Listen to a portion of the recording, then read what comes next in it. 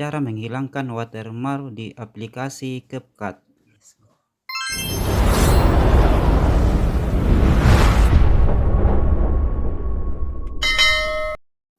Jadi teman-teman, dalam hal ini saya tidak menggurui ya teman-teman, saya hanya berbagi apa yang saya tahu akan saya sampaikan kepada teman-teman melalui edit tutorial video ini. Jadi minta tolong di share ya teman-teman video saya ini, supaya kedepannya saya akan membagikan tutorial-tutorial yang lainnya. Jadi pertama-tama teman-teman, kita buka aplikasi CapCut atau CapCut atau CC. Kemudian kita tes dulu ya teman-teman untuk melihat watermarknya atau akhirannya. Jadi kita masuk dulu di proyek baru, kita ambil videonya ya teman-teman, tambahkan, kita cek dulu ya teman-teman untuk akhirannya,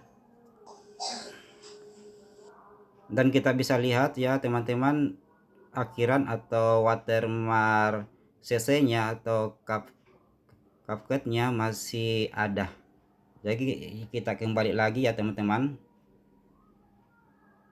yang paling kanan ini kita pilih, kemudian yang ada tulisan tambahkan akhiran default kita pilih lagi teman-teman, kemudian kita pilih buang. Oke teman-teman, setelah itu kita keluar dulu ya dari aplikasinya,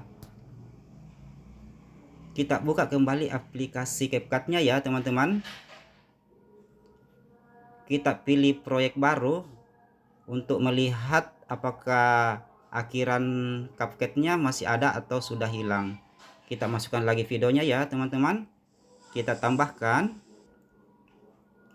kita cek dulu apakah watermarknya sudah hilang.